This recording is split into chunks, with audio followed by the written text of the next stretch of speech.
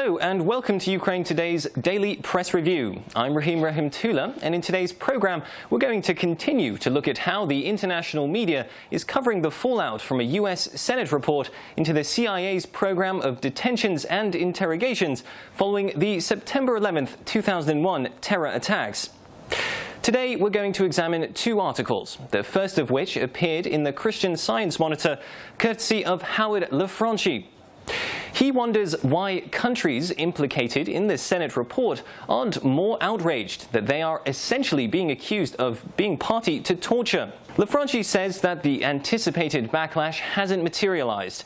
The US has been concerned, he says, that after publication of the report, allies would no longer want to cooperate on initiatives like eliminating the Islamic State in the Middle East.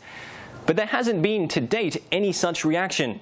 Lafranchi believes one reason for this is that the CIA interrogation program and the harsh techniques, including acts of torture laid out in the report, occurred under a past American administration. Lafranchi also suggests that US President Obama's administration had warned allies that the report was coming out, and that's why there hasn't been more of a backlash.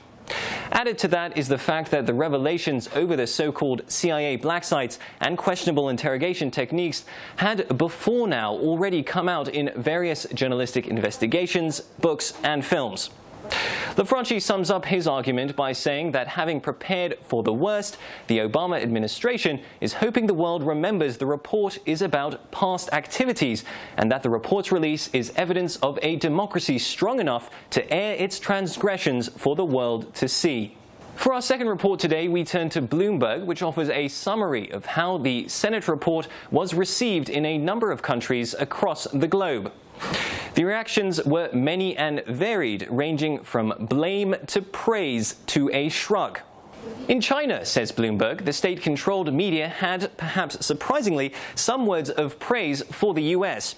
But a Global Times editorial made sure to hit a note of criticism for its geopolitical rival when it said in an editorial that the US has incomparable abilities in controlling resources and discourse power. The response in Poland is another key element to this story, because the Senate report essentially proved that the country hosted a CIA black site.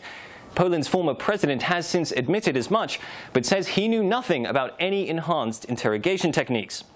As Bloomberg tells us, the CIA tortured and lied about it, was the banner headline in Poland's biggest newspaper.